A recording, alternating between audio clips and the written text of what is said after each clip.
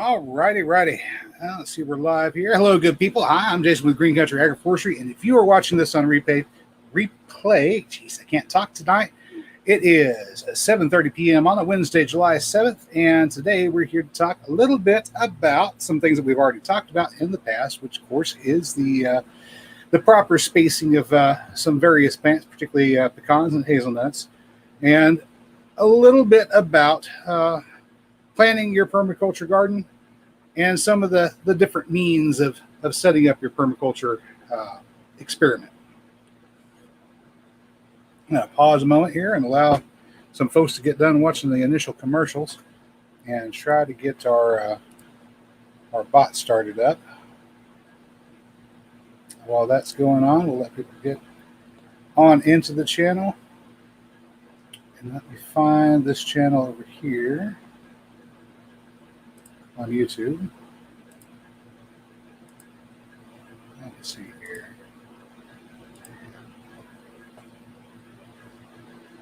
here. It's kind of hot and muggy today, so we're inside with the air conditioning on. Fortunately, the new microphone is able to pick up the voice without carrying over too much of that air conditioner noise.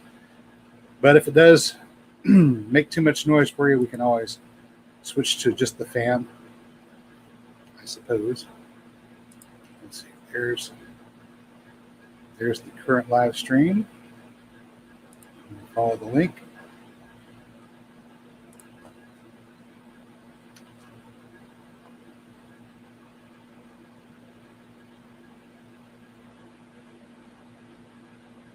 Oh, cool. Commercials. Nice. Oh, I see Mary. I see Sassafras Red and Vicky Savage. Prepper Nurse is having his live stream right now. Isn't that something? All right. Boop. She says, all right, let me get my volume turned down and then I can come over here and mute that. All right. There we go.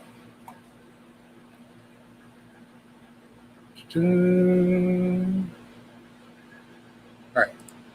Where are we at? Okay, so we got 5 people in. Hello, everybody. Before I get started, I want to just go over here and have a look at a comment that I got earlier today. This was on that video from last year, the Shed Wars video, how to make potassium nitrate from scratch. It was the third one of the Shed Wars videos that I did last year. And this guy says, say I were into terrorism and other game-changing, innovative stuff. Can I use this to make change enablers? He's trying to avoid saying certain keywords, I suppose.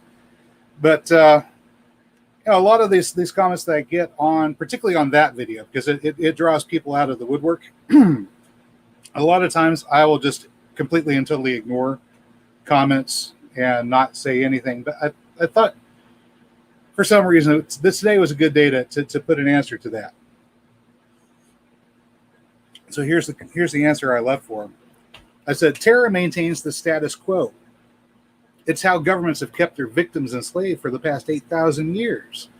If you want to get into some really game-changing innovation, learn to promote life and mutual non-aggression between individuals. Planting a food-producing tree every year without concern for who will ultimately benefit from it. Digging wells and building water catchments to keep those trees watered. And having children who are raised up to do the same is the most profound change enabler that I can imagine. And since making fertilizer to keep those trees grow can be a part of that change, then yes, that's how I chose to deal with one of those sort of comments. Hello, Tina Ladybug and Moon Sprouts. Wrapping up dinner and listening. I'm enjoying my coffee and trying to get my thoughts organized. All right, let me close this other tab up. I thought it's kind of nice to share that with you because, after all, whenever you see problems out in the world, going out and attacking the people who are causing the problems might seem like a solution, but 9 times out of 10, all you're going to wind up doing is showing everybody else that you're the aggressor. And whenever people see you as the aggressor, they don't necessarily want to be on your side of the argument. So instead, we try to look and see the good in people and bring that out if possible. And of course, yeah, if somebody else is insistent upon dealing with you in a violent fashion, then they've told you how they want to be treated. Feel free to defend yourself. But other than that, hi, everybody. Okay, we got Tina McKinnon coming in. We've got How to Garden coming in. And Mary is accusing me of being a hippie.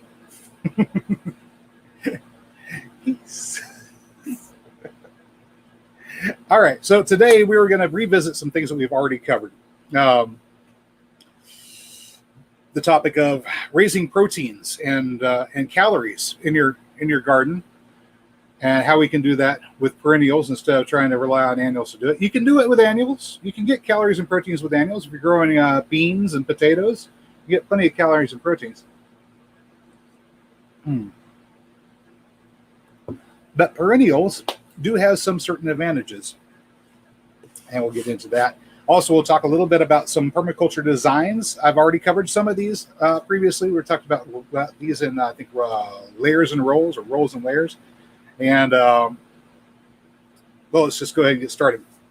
So, we know that by stacking different plants on top of each other in a permaculture setting, we can get several different harvests out of the same square footage of plant.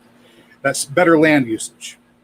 Whenever we're doing things like raising livestock, even something that's as good at converting feed into food as, say, hogs are, that we're going into a large amount of surface area needed to grow the necessary food to feed the hogs.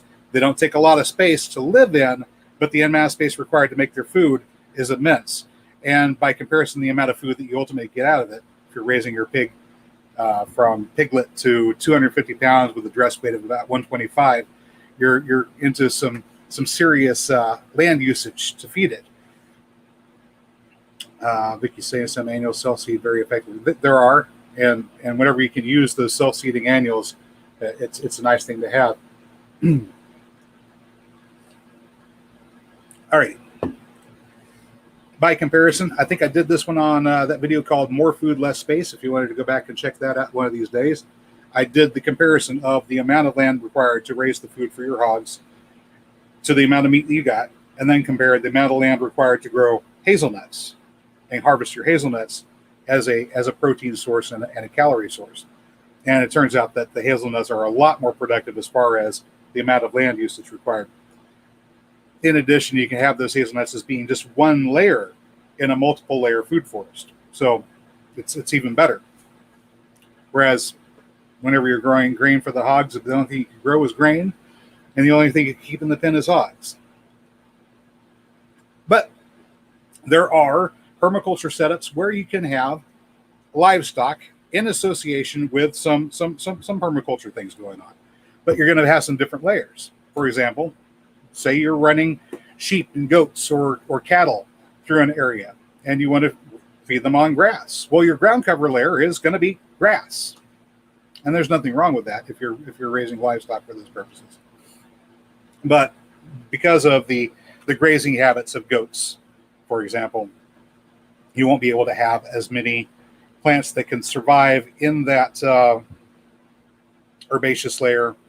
Shrubs are going to be, some of them will be okay. Some of them need to be a little bit higher up to avoid the grazing or overgrazing that you might get. Running the goats through and having them graze a shrub line and keeping them rotating might be a good way to do it and still have a shrub layer. But most of your trees are going to wind up being understory trees and canopy trees, and then the only other layer you'll have is the ground cover. That's the food for the goats.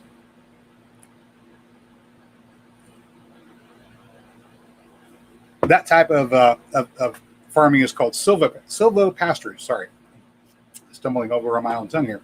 Silvopasturage. And if you're going to be raising livestock, it's a nice thing to think about. You get shade for your livestock. You get eventual other crops for yourself from your trees. And it's not bad.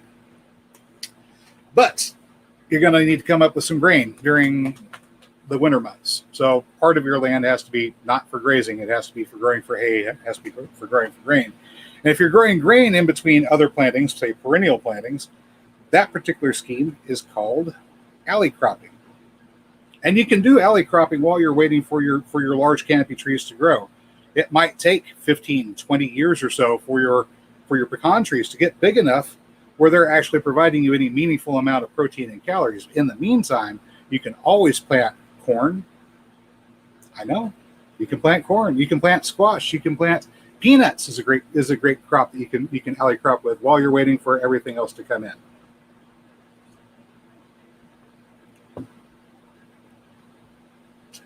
Vicky was saying mob grazing is exemplified by Joel Salatin and works with many species. It does. And if you wanted to see mob grazing in conjunction with a perennial setup, try having a look at New Forest. Is it New Forest Farm? Might be New Forest Farm. I might have the name of the farm wrong. Have a look at Mark Shepard's outfit up in Wisconsin, where he's silvopasturing hogs and finishing them on chestnuts. So he's growing chestnut trees. And then whenever the chestnut trees drop their nuts, he runs the hogs through, and the hogs eat the chestnuts, which are a high carbohydrate product from the trees. So instead of feeding them corn, he's feeding them chestnuts. So his perennials, his trees, are actually producing the finisher for the hogs. That's kind of cool, actually. If you're going to be into raising livestock. And of course, he does a little bit of alley cropping as well. I think asparagus and cut flowers and a few other cool things. But I have recently become a lot more enamored of the idea of riparian systems. Now, riparian is a funny name, but essentially it means making that edge work with bodies of water. So cut series of swales on contour down a hillside, have them deep enough that they can fill and become full season or year-round ponds, stock those with fish. Now you've got water for irrigation, you've got fish as another protein source, planting duckweed and other things up there. If they're a fish that can survive on plant life, you feed your fish. But there are other aspects to that as well. You can come upslope and have enclosures for ducks. They have ducks grazing along just above where the fish are. Of course, they like to use that water. That gives you duck eggs, duck meat, if you're interested in eating duck meat. And above that, you can have maybe some other animals living amongst the trees and the perennials, or herbaceous perennials, ground covers and things in another layer up above that. So you would have your ponds, and then slope, ducks, trees up here, and then you repeat each step. Repeat, repeat, repeat. So you're always on the very edge of an ecosystem, always at that point where everything is the most productive. Want to try cattail noodles. Acorn finished swine of Spain are considered a delicacy international, Vicky is saying. I'll bet. And if you have the right kind of acorns, you can eat the acorns yourselves. Keep in mind, acorns are not good for sheep. So the one animal, probably not great for cattle either. But that's one of the things that you can't really graze on acorns. Goats can eat them, but you can always just make sure the sheep are not going through the areas where the acorns are dropping while the acorns are dropping, and you'll be fine. So who else do we have in here? We've got Simply Jan. Hello. Nightbot, of course. And Robert Homestead Aquarius. Howdy, howdy.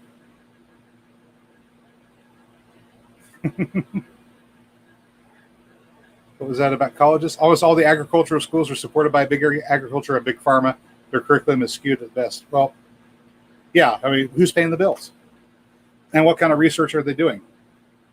Some of the research is of a lot of interest to horticulturists like me and several of you out there are not being paid for it right now because we just don't have the money. So the people that are making the bucks, they're paying for the research and they're paying for the endowments for the colleges. So obviously that's the curriculum that gets pushed. We have to get the information out in other ways. That kind of butts up on next week's topic, but I'll just talk about it for a moment. Next week's topic is about propaganda and how we wound up with bacon and eggs for our primary breakfast in the United States of America. At least I don't know about the rest of the world, but in the U.S., nowadays people think bacon and eggs, that's what's for breakfast. And once upon a time when everybody lived on small farms, everybody had chickens, everybody had hogs. Bacon and eggs was what was on hand, so everybody ate bacon and eggs. But as we moved into the industrial era, and people started being drawn to the cities and away from the small farms, they started eating different things for breakfast. So a program was launched to get people interested in eating bacon and eggs for breakfast again, and it was very successful. That program eventually sparked some interest overseas in Germany, and was used for other purposes. We'll get into that next week. Nowadays, we need another push to get people interested in having something other than what we usually think of as being the food that we eat. That means getting people interested in eating the things that come out of our own gardens, especially things that come out of trees. Right now, people think pecans, walnuts, hazelnuts, those are fine for Christmas and occasional snacks, and you put them in candies, but people don't imagine that that's a staple crop, although once upon a time it certainly was, and it's an excellent staple crop at that. All right, I got Suzanne Stack here talking about chestnuts, not just for turkey stuffing, but hod stuffing too. There you go. Nutty bacon. Let's see. What was that? Acorn. Something about acorns. Oh yeah, the acorn finished vine. Yeah, we have acorn finished vine out here in green country too. Well, the wild ones are, and the deer also like to eat on acorn masts as well. If you happen to have a bunch of good old oak trees that drop nuts, and it's deer season, and you want to know where to go find the deer, go to where the trees are and wait. Dinner will show up.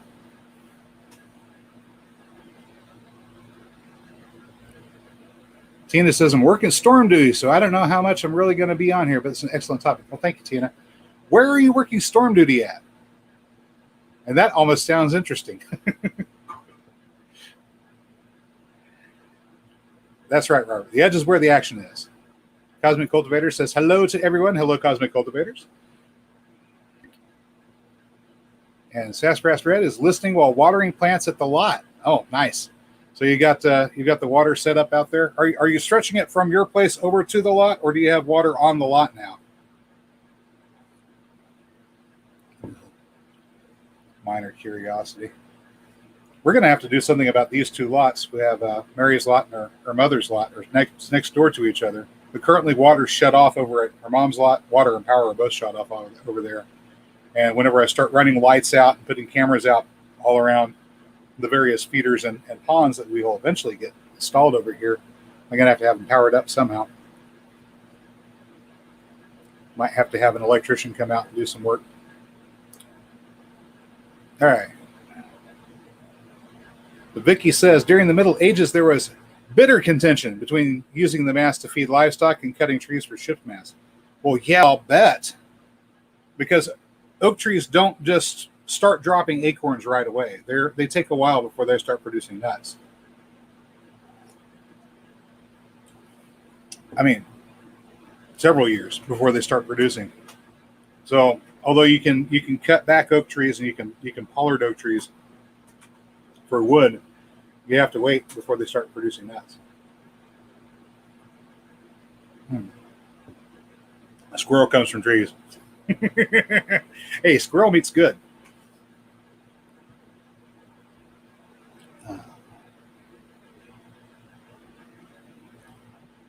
Suzanne Sack says, while we were in Botswana, oh, do tell. That sounds interesting. We were educated. Eggs for hatching, future food. You never eat the eggs. Sorghum is breakfast. Ah, yes, sorghum or millet. Millet is a grain crop that is very popular in Africa, but not so much here. Here we use millet to feed birds, usually wild birds, small wild birds, but it is a very effective grain crop.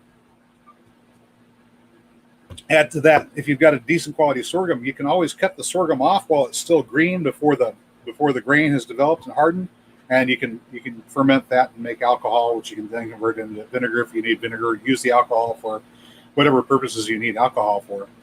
And as fast as it grows, you can cut it maybe once or twice, depending upon your growing season, possibly even longer if you're in the tropics, and still wind up with the grain at the end of the growing season as well. So it's multifunctional. Sorghum is a perennial, by the way. It's a perennial grass, but it's a perennial. Moon Sprats has lots of southern live oaks.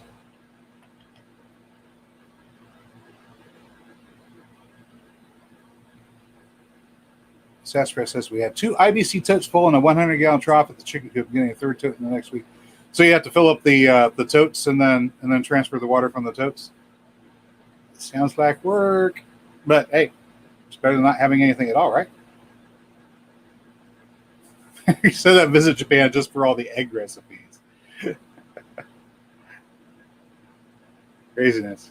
All right. Vicky says, oh, nice. Okay, so you got your contractor put it in the driveway and you met the neighbors who have very practical skills. It's good to have good neighbors.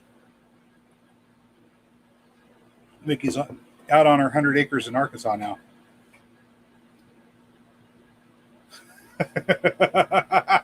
Suzanne says sorghum beer makes the drunk really stink. I'll bet. Zany May, just keep landing, saying hello to everyone. All right.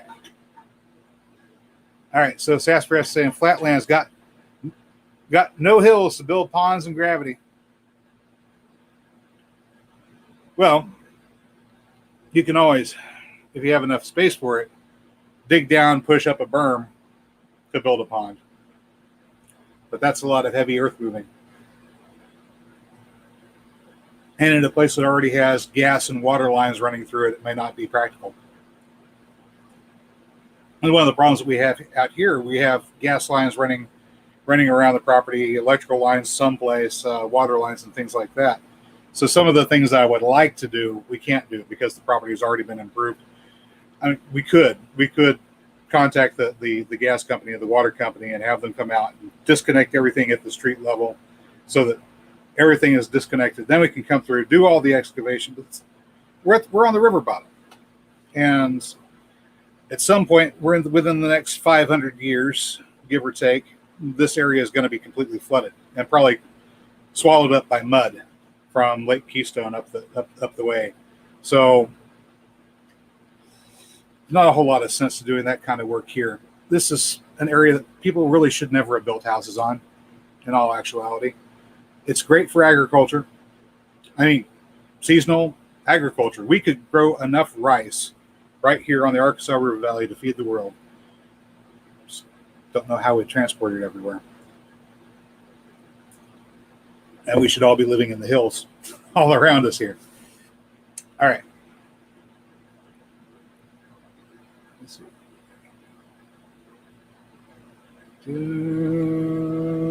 Vicky says she's ordered a book on how to design, build, and operate Chinese greenhouses. And she has a south-facing... Oh, you have a south-facing slope. That's nice. Good for 1 or 20. Oh, okay, now I'm envious. If you've got a good south slope, then you've got an excellent situation. We were thinking if we can get some property with a decent slope, especially on the south side, we dig it out and make a geosheltered greenhouse with our house, and then on the inside of the greenhouse. So you just wake up in the morning, step out, and you're already in the greenhouse. Dead of winter, you're walking out there picking your tomatoes and harvesting your oranges and maybe harvesting some fresh vanilla bean orchids, things like that. Sassafras Red Sand. Probably dig a small water catchment at the back of the lot where the water stands. Yeah, you were telling me you had that spot that just continually gets flooded. I think maybe building up over there might be a good idea.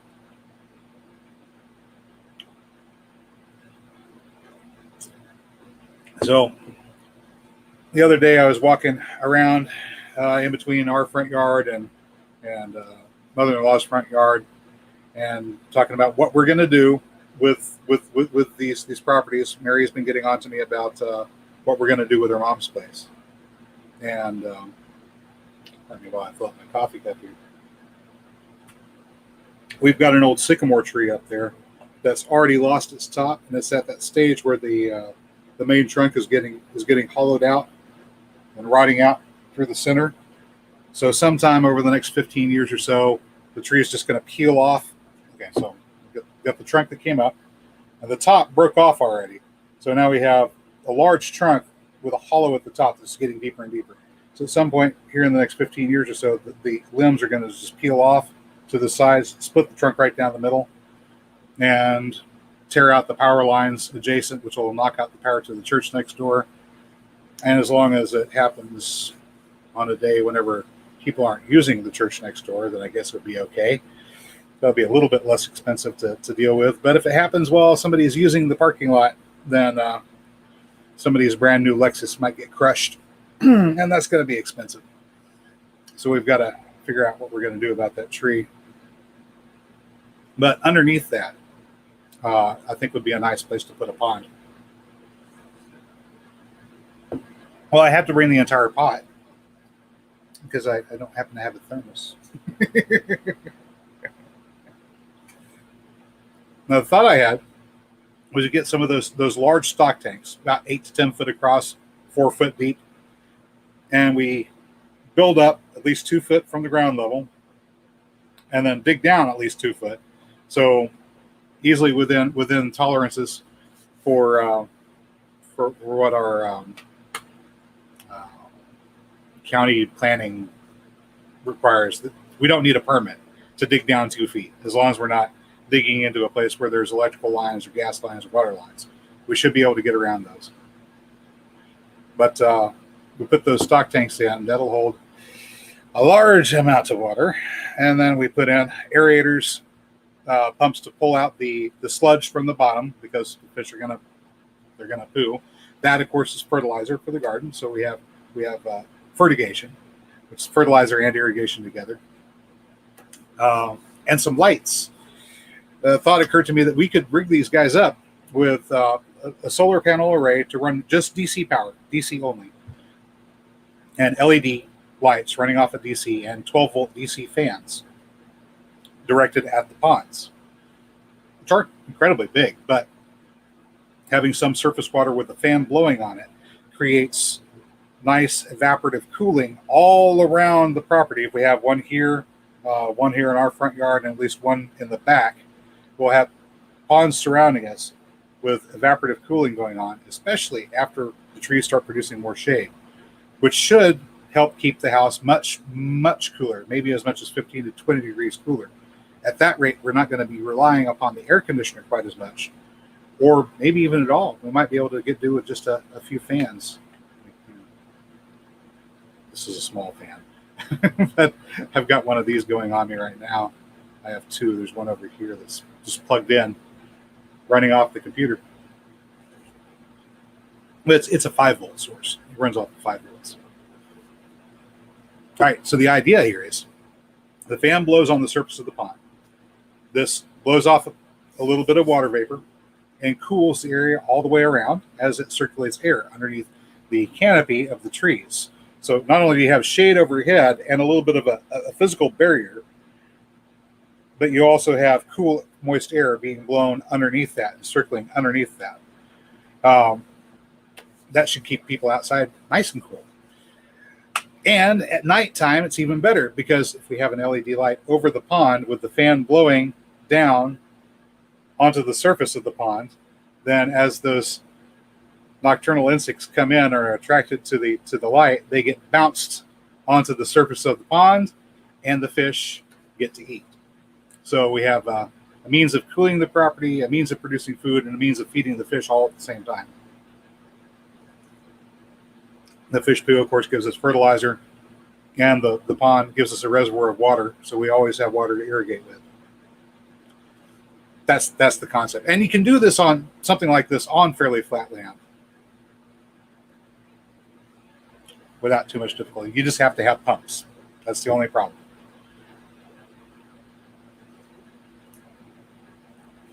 The kind of fish that I thought about stocking, maybe a long-eared sunfish, perhaps. I know it seems weird, but should we ever get flooded and the fish that are in the ponds that we have in our yard escape, they're already the kind of fish that you could find wild in this area. So we won't be introducing any invasive species. And some fish are good eating. They're firm, light-fleshed, and will eat anything. I mean, anything.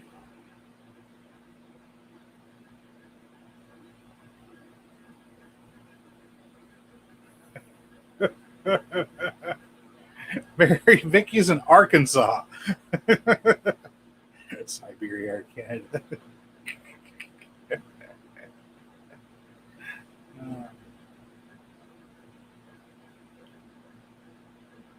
All right, Vicky's saying, Jason, yay! And some people called me stupid and crazy when I bought it. Why? It's a southern slope.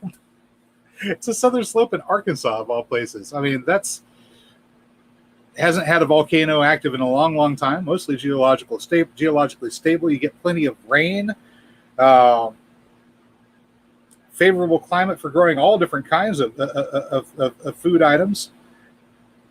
I mean, that sounds wonderful, especially if you've got your own springs and everything else to go with. That's really great.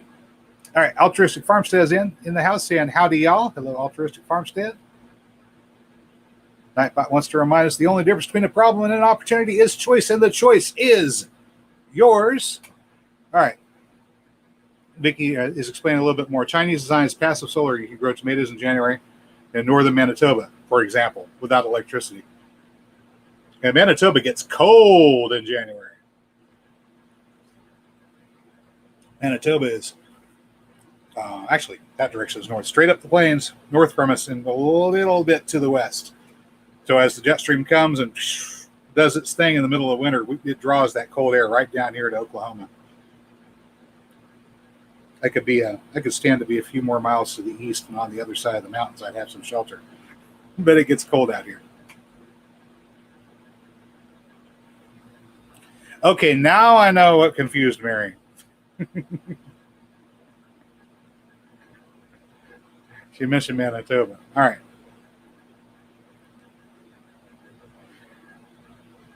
All right, Sasspress, like in the stock tank idea, you have to look around. I found some at the Atwoods here, and they're not cheap. They're about around $400 to $500, depending upon the one you get.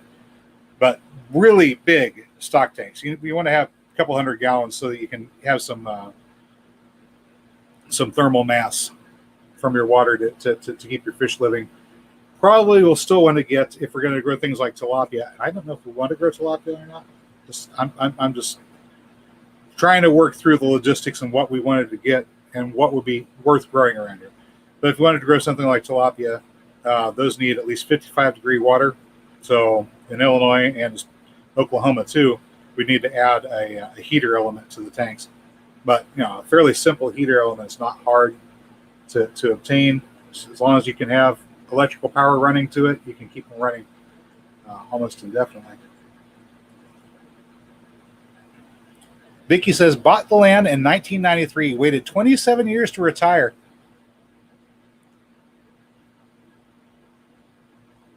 That's nice. That's nice, Vicky. I mean, really nice. Now, personally, I'd rather be in the hills.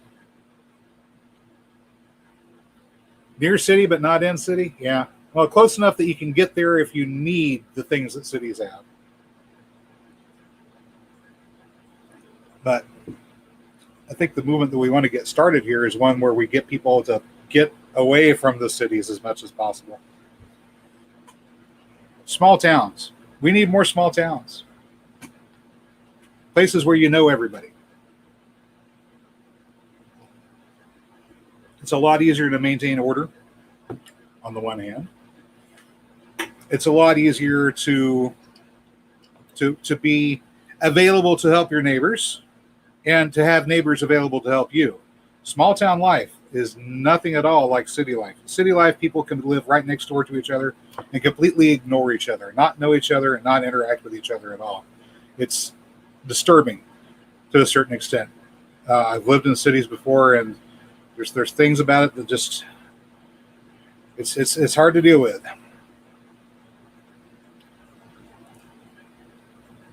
Hours drive from Branson, Missouri. I know that territory. Very nice country out there. And just what's growing wild, if you've got mobility, if you're in that part of the world, you can feed yourself pretty easily. Even without doing some deliberate planting. All right, so we're going to talk a little bit about spacing of your plants and what you're going to grow. Specifically, I'm going to be talking about stuff from zone 5 down to zone 9, which is the USDA zones. You can flip the planet upside down. We have the same zones on the other side.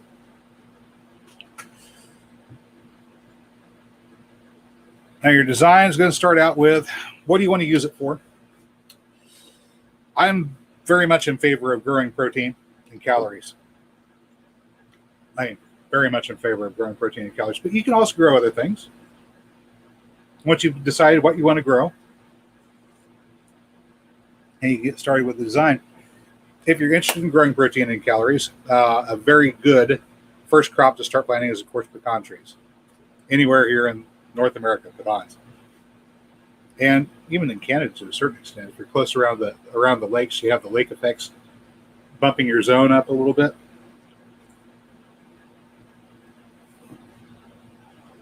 Spacing for pecan trees. Optimal spacing, if you want to have the pecan tree get as big as it could possibly get, is 60 feet. A lot of people, when they're planting orchards, plant them a lot closer. And you can, but if you want to get the best use out of all the land that you have available, go ahead and start out with the spacing that you want to have ultimately. And then if you lose a tree, plant a new one. So 60 feet in between the pecan trees. Hazelnut trees, maximum spread for a hazelnut tree is about 15 feet. 12 to 15. 12 is if you're keeping it pruned. 15 is if you just let it go. And this is, we're talking the North American hazelnuts or the improved hybrids, which are crosses between the North American hazelnut and the European or Barcelona cultivar of hazelnut. Barcelonas would get really big. But when we crossbred them with the North American varieties to get them blight resistance, they become much smaller. So we're looking at trees that are going to take up about anywhere from 12 to 15 feet across in between each one. And you can plant these underneath your pecans as part of your shrub layer. Sasspress Red said, "You starve in the hills, you don't deserve to be out in them." Yeah, and Altruistic Farmstead mentions whenever he was a city letter carrier, it was astonishing how many people just didn't know their neighbors. It really is. And you think they live right next door to you, but they just don't. Small town life is so much different. And being where we're situated, we're on the very outskirts of a fairly decent sized city. Tulsa's not. It's not tiny. I think it's somewhere between 350 and 450,000 people all together in the general area. They're not all concentrated right together. Now here on the outskirts, we have neighbors on all sides of us, but it's more like a small town than a city. And of course, we do have another small town just a couple miles over here to the is that to the west? Sand Springs is to the west of us. I like occasionally seeing the Sand Springs Police blotter. They put it in the local newspaper, and you can open up the newspaper and read what the crimes are that got reported for the week. And it's stolen bicycle, drunken disorderly. Oh, a couple people got in a fist fight.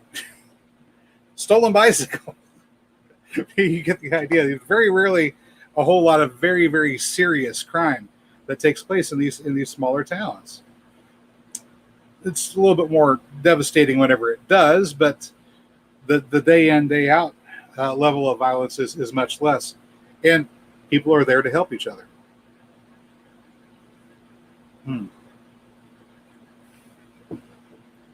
So Vicky's saying, got wild hazelnuts, but plan to get the Badger Set Neo Hybrid hazelnut next year. It'll be nice to see how those do. The wild ones make smaller nuts, but depending upon the genetics, some of those wild ones make fairly decent nuts or very large quantities of them. It all depends what you're going to get. So figuring out how to reproduce your hazelnut crop vegetatively is a good idea if you can do it. And what I found is after about 3 years after you planted them, they start making the suckers, and then you can cut the suckers out and transplant the suckers. So 3 years after you get your initial stock, you're in the business of making brand new hazelnut trees. I do not have badger set. I have some of the cultivars that the University of Oregon came up with. We've got the Etta, Yamhill, Jefferson, and Doris cultivars. Vegetative propagation, Mary. That's where instead of gathering the nuts and then planting the nuts and growing a new tree out of the nut, you take either a cutting from the tree and try to get the cutting to root, or you allow the tree to produce its own offspring in the form of suckers, and then dig out around the sucker and cut that loose from the parent tree, and then you'll have essentially a clone of the original tree. Whenever you're doing sexual reproduction of plants, you get a combination of the genetics of both parents, and you can wind up with hybrids that are either really great producers or not so great producers, or you don't know what you're going to get. If you've got a tree that you know produces well and you want to have more of that tree, then go with vegetative propagation and keep on duplicating your previous success. It's no excuse not to try planting a few just to see what you're going to get, because you might be surprised and have something show up that's just phenomenal. If you're doing that with fruits, sometimes that can take a while, but once again, every variety or cultivar of apple out there, some time in the past, somebody planted a seed and grew that tree to see what was going to come out of it. So if you've got the space to do it, start planting trees.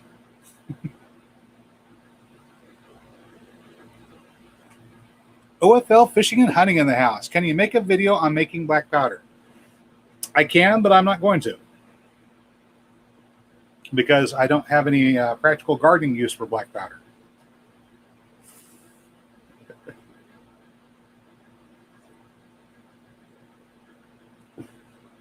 That at the moment I don't have the license to make black powder, commercially speaking, and I don't want to have to go to a court and prove that I'm not making it for commercial purposes. It's just a lot easier to avoid the trouble in the first place.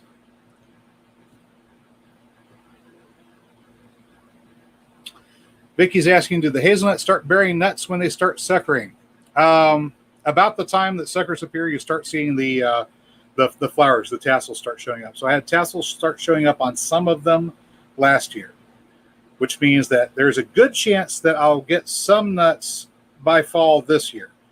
If I don't get them by fall this year, I should have them by fall next year. So right around the same time you start seeing suckers in profusion, you'll start seeing nuts.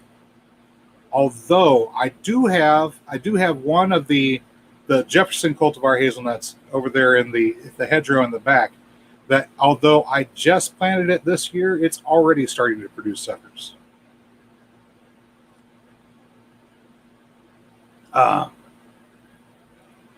Practical garden use for gunpowder is groundhogs. Well, yeah, I suppose if I could bring myself to sit still long enough to hunt them with the powder loaded, with the cap on and waiting. I don't know. I kind of like the idea of trapping them if I can. That way I don't have to sit there all day waiting for the groundhog to make his appearance. But yeah, shooting squirrels and other pests with your black powder rifle, I suppose, could be an aspect of gardening. Or maybe making the rockets to seed the clouds with, so you can get some rain. Incidentally, homemade rockets, perfectly legal, but you do need to apply for a waiver with the FAA before launching. All right, so Susanna Sachs says, I collected oak nuts last year. How do I sprout seedlings and saplings? All right, very simple. Get yourself a fairly deep pot or pan where you can have at least 6 to 8 inches of potting material, peat moss, perlite, that sort of thing. You could use regular soil if you want to, but if you want to avoid some problems with native fungi or bacteria, start with a sterile potting medium. Get it nice and moist, put the nuts down in there a couple inches, enough to thoroughly cover them, and set them outside and let them go through a winter. And then as they come out of winter, make sure they stay hydrated, and you should have a few start to sprout. And then the minute they sprout, go ahead and move them to wherever it is that you want to move them to.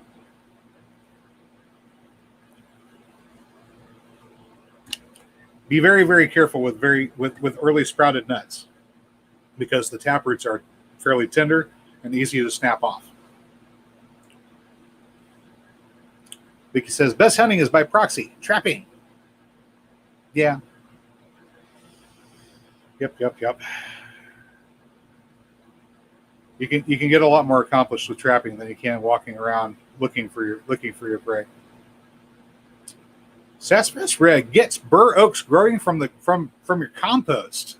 That's nice. Bur oak makes a nice acorn for us to eat, or for livestock to eat too.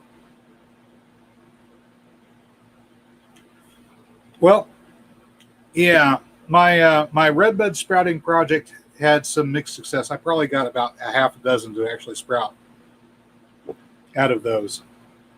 I was able to collect a lot more just volunteering everywhere.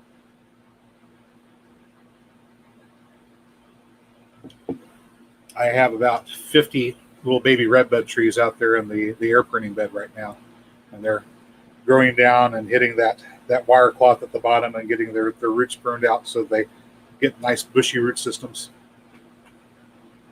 So hopefully I'll have at least a few of those ready for export come fall. I don't know if I want to sell them all. I might want to hold on to at least a few of them for one more year, so we can have a little bit larger sapling going out. The very newly sprouted seedlings are very small. Very, very small. They're a little bit tender right now. We had a bush cricket run through there and started nibbling on them, and he took a bite off of each one. So I've got little redbud trees with little tiny half circles taken out of the corner of each leaf. But I found the bush cricket and I threw him to Bert, and Bert ate him. So we don't have that problem anymore. Twin Brookacre says, hello all. Hello, Twin Brookacres. I got tons of redbuds, and there's more out there that I didn't dig up. I just said, okay, 50 is enough. If I sell them all, then I'll harvest that many and get that many started next year. If I don't sell that many, then I just won't collect that many. Here in the next week or two, I'm going to start trying to do some vegetative propagation of pecan trees and hazelnut trees and alder and the black pussy ball. Vicky says the best source for good nuts is squirrel caches. They never store bad nuts. That's a good idea, Vicky. So if you've got squirrels, watch the squirrels, see where they go, and see where they keep going back to. If you can see them going to one particular spot, then before you kill and eat your squirrel, see where you're stashing his hoard, and then you can go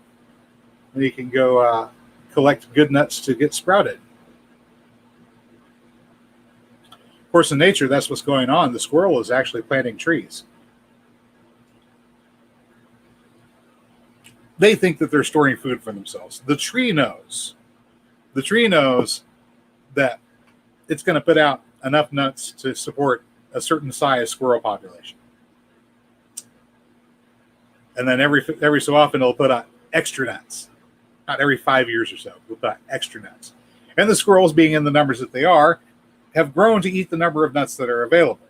But now every 5 years or so, there's all these extra nuts available. So the squirrels have to gather them up. They have to cache them up. And they move them and they bury them. Well, this is perfect. Because the squirrel's not going to be able to eat that many nuts. And of course, since there were more nuts, the squirrels reproduce extra. Since the squirrels reproduce extra, the predators that eat squirrels get to reproduce extra. And the following year, there's a massacre of squirrels. And since there's a massacre of squirrels, the old caches don't get eaten. And you can guess what happens now. These caches, neatly buried by the squirrels, have now become saturated with water. A year's gone by, the new trees have sprouted, and the tree has succeeded in getting the squirrel to go and plant its nuts for it. and the squirrel's now disseminating the seeds for the tree. Sneaky trees, sneaky trees. Of course, since those nuts are good for us too, I guess we're working for the trees as well. Himmy from over that. Oh, I found my nuts.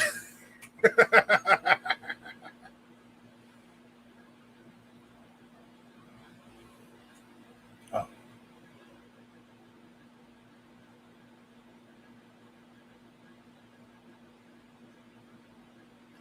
All right. Sassafras Red says killing someone and stealing their nuts is just wrong.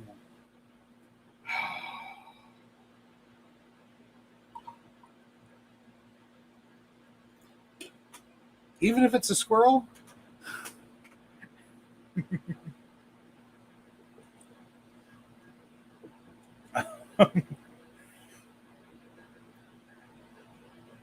Oh. no one likes the bot.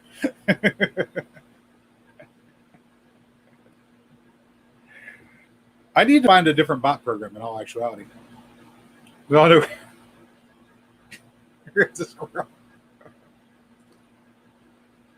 You know, one of these days, whenever we can get our off-grid property out there in the hills, not too far away from town, but far enough,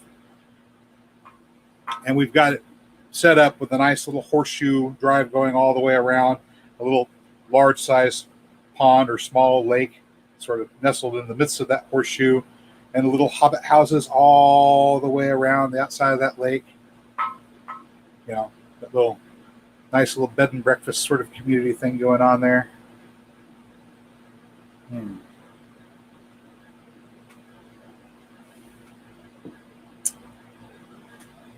Oh.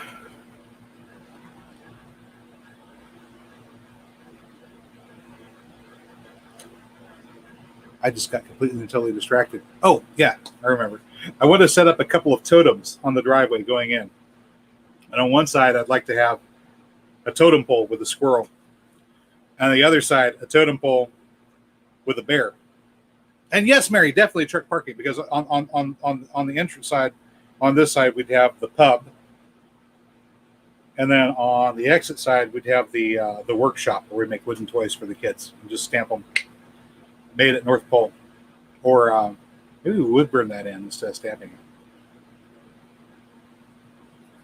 But yeah, totem poles on either side going in. The squirrel and the bear. This is where we get our lessons from.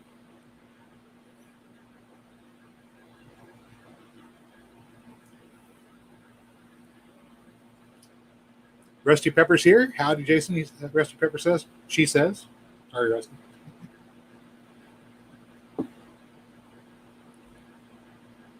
Vicky is wondering what the elite are setting us up for. Jeez. You know, I heard something once a while back, and I think it's worth contemplating. Never automatically assume conspiracy whenever simple human greed and incompetence can explain things. We have got a lot of greedy and incompetent people out there in positions of power and influence. But could you imagine them ever actually managing to get together to really conspire to do anything? I imagine the kind of people they are. Sociopaths and psychopaths. They all want to be in charge. They're never going to be able to settle on who among them gets to be king. So I'm not worried about them. Suzanne is wondering, what about the beaver? But what about the beaver? Okay, maybe we could have a little beaver statue down there by the pond, because making the pond area would have to require a little bit of excavation and work. Rusty says, too many chiefs and not enough Indians. Yeah. Well, a good, proper functioning society doesn't need chiefs. You don't have any need for chiefs.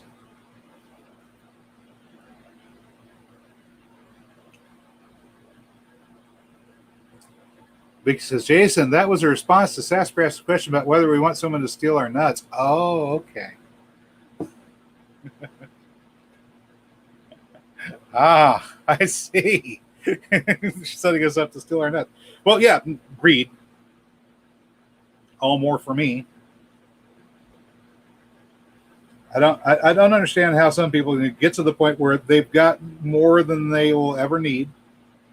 They've got all their security, but they just have to keep on going. I guess it's part of the nature of making money and getting by in a money-making system. As long as you're making money, you can maintain your fortune. But the minute you stop making money, it starts eroding away. So they have to be continuously working on trying to get more, because that's how you accumulated the fortune in the first place. If you don't have that attitude of trying to accumulate more, then you will never be rich.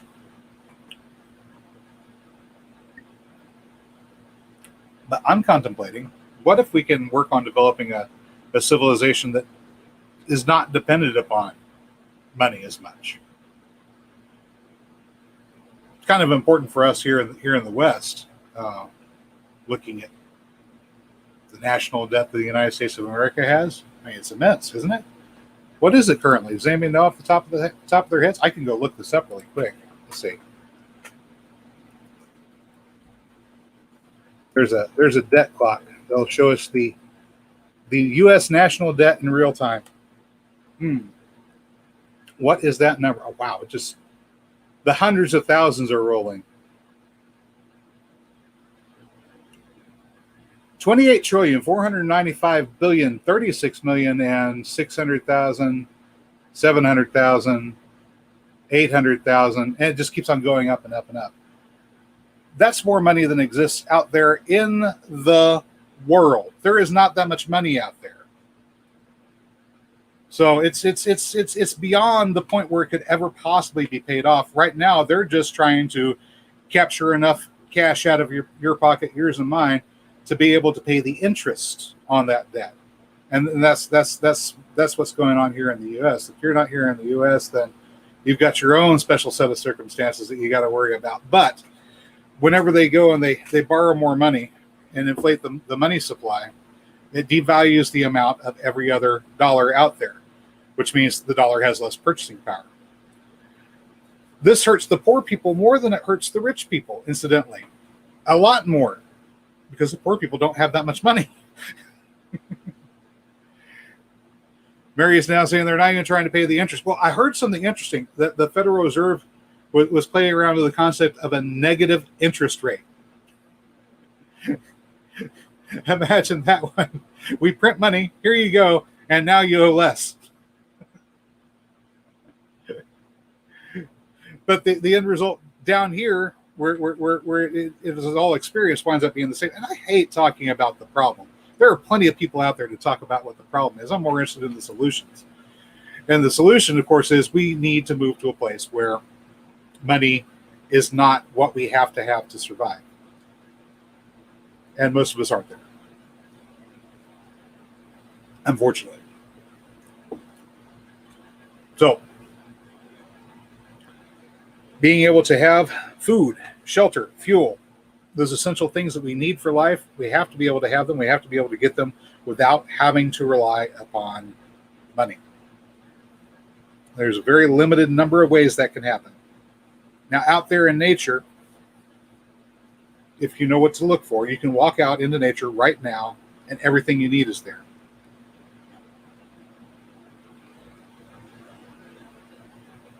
Okay, Mary says that is not what negative interest rate means.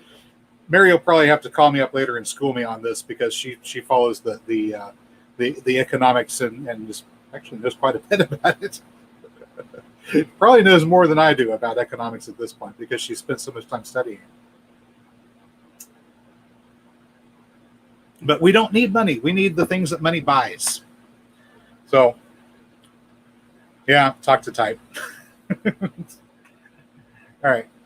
We need the things that money buys. We need shelter over our heads. We need fuel to stay warm, clothing, medicine, food, that sort of thing. And nature does provide these things.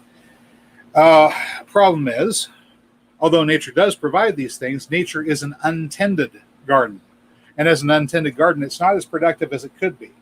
So that's what we're doing here. We're talking about going out and starting to tend that garden out there. That garden that we call Earth. And what is Earth, Nightbot? Can you tell us? Mary says too much free time driving. Oh, I bet. So Nightbot tells us Earth is the community garden. It's a community garden. We all get to tend it. We're partially responsible for tending it. It has over 196 million square miles of surface area with 24 million square miles that are well suited to horticultural use. That's not desert, not mountain, not ocean, not lakes. That's just land that you could go and start planting trees on. And 24 million square miles. Planted up with 6 or 7 layers of production as a food forest. Whew, can you imagine how many people could live on this planet? But at that point, we're not worried about where the next meal is going to come from anymore. It's no longer a concern. And that frees us up to work on other problems and not worry about as much.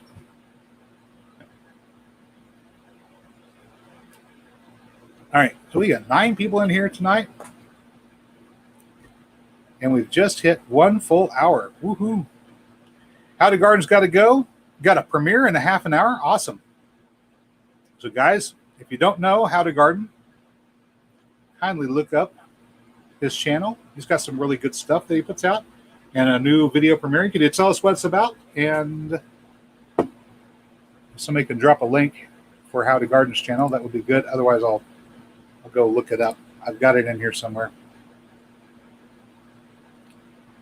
I have extra channels now. Mary likes to use my computer whenever she's home.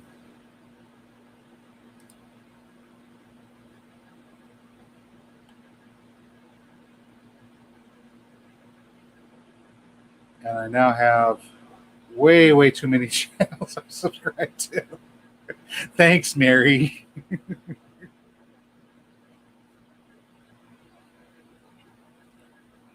Let me see. No, that's Grow Something with Jeff. Where's How to Garden? Come on now. Where you at? Where you at? Where you at? Where you at? Where you at?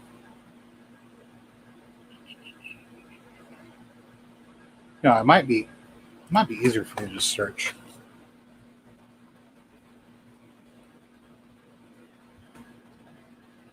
Of course it would.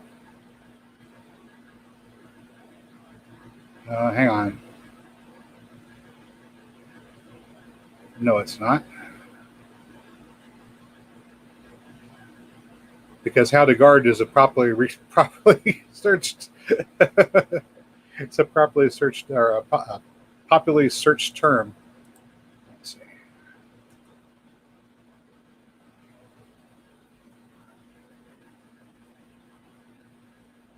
Good Lord.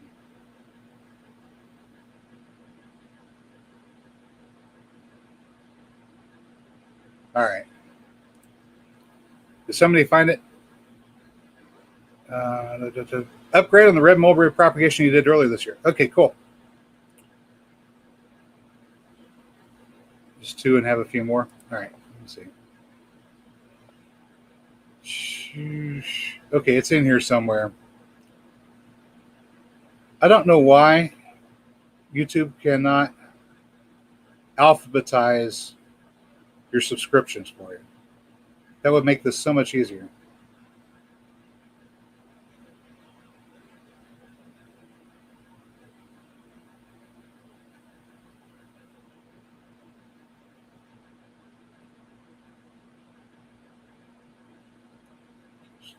Done with the 7.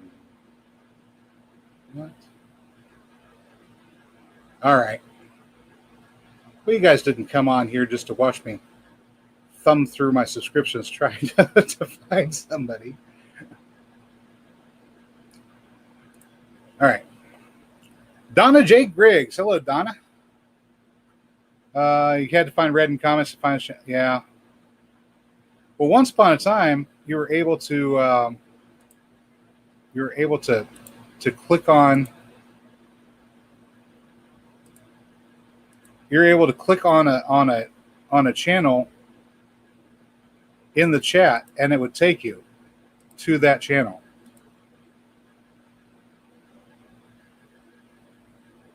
So I can always make Out of Garden a moderator, and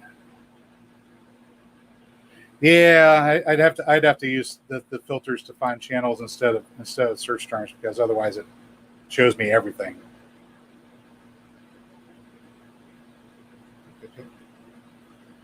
And Robert at Homestead Aquarius, he did some red mulberry propagation video last year, I believe. Something I might want to get into.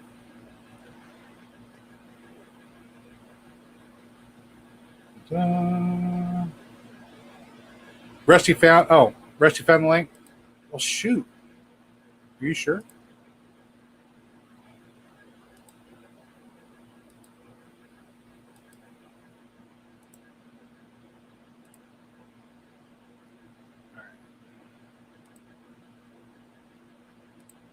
All right, go for it. Yeah, go ahead and drop the links. All right. I thought you were. All right. Oh, so I'm not on the right. I was trying to make you a mod in StreamYard. There we go. Rusty Pepper's also a moderator now.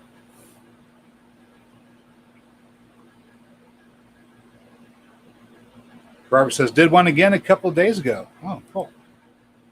I have not seen that one yet.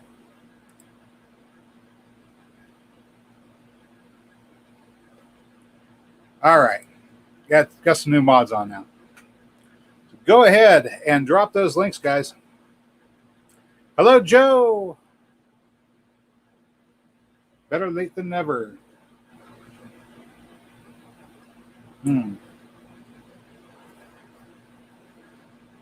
You're welcome. You're welcome.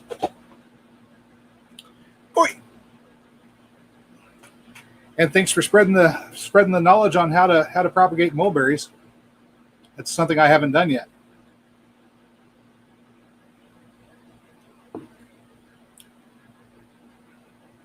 Now, the one thing I do know about mulberries is they're yummy, and you can spend an entire day up in the tree munching on the berries. But if you let them get too big, then the birds get the berries and you don't. Oh, you missed me drinking a lot of coffee and talking about different permaculture setups, spacing for trees, the need to work on making sure that the things that we need we can get without money. I think that's probably one of the best things that we can do here in the West, is move ourselves to a position where if our economic system does wind up falling out from underneath us, we're not sitting here going, well, I needed that money to survive. There was a poem written by Rudyard Kipling called "The Gods of the Copybook Headings." Had a line in it that said, although we had plenty of money, there was nothing our money could buy. That's a frightening situation to be in. So I start thinking about how to go about not needing that money, which is just a fiction to begin with. Alrighty.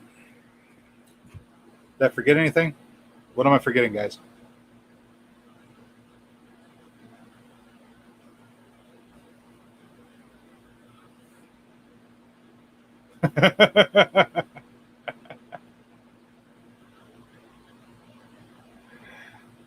Yeah, well, okay, so what Mary's doing. Occasionally, I like to talk to the cat whenever she's being annoying. And I say, shut up, cat. Nobody likes you. The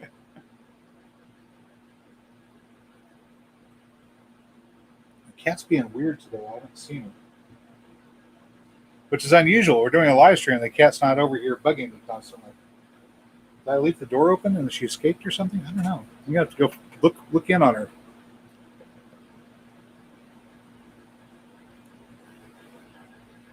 All right, Vicky saying money is only a medium of exchange worth no more than someone else is willing to trade for. Well, that's the same for really everything, trade goods as well. It's worth what you think it's worth. Of course, if we're talking about the folding stuff, it's not worth very much. But right now, spend it while you got it and get something that has real intrinsic value. Oh, I remember. There was something that happened a few years ago. It had to do with the inflation of the money supply, and this was over in North Africa. See, the thing is, there are some of those oil-producing countries, particularly in North Africa, where people are on fixed incomes, and the amount of money that they get is provided by the government. They're on the so-called minimal basic income. The government gets its money from the sale of petroleum. That's where they got the money. And they take the money and they give it to the people, and the people go, oh, we love our government. It pays for us to live. But they only have money based upon the value of the U.S. dollar. And it's a fixed income. So whenever the purchasing power of the dollar goes down, if you had just enough to feed your family week in, week out, and the purchasing power of the dollar went down, then suddenly you can't afford to feed your family anymore. And people started revolting. They called that the Arab Spring.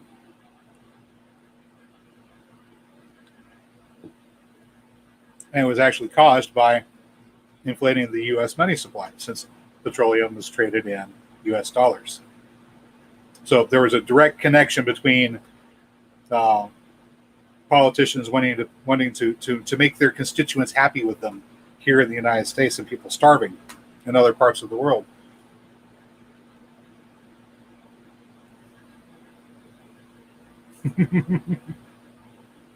Real intrinsic value is, above all, food. Well, yeah. Food, tools, things of that nature. Yeah. Yep. But we are going well past the 1 hour mark. And of course, we've got a guy starting up a premiere here very shortly that some people might want to go watch. I think one of our friends, Mallory at Quebec Homestead, is doing her semi-periodic live right now, so she's worth going to check out. She's got a fairly large acreage up there around Quebec, about 500 acres that she's working on, and she does a lot of fun stuff up there. So lots of new options, places for you to go and check out. I'm going to go ahead and get out of here and close up shop for the night. As always, thank you for joining me, and if you found the video informative or entertaining, you know what to do. I will catch you next time.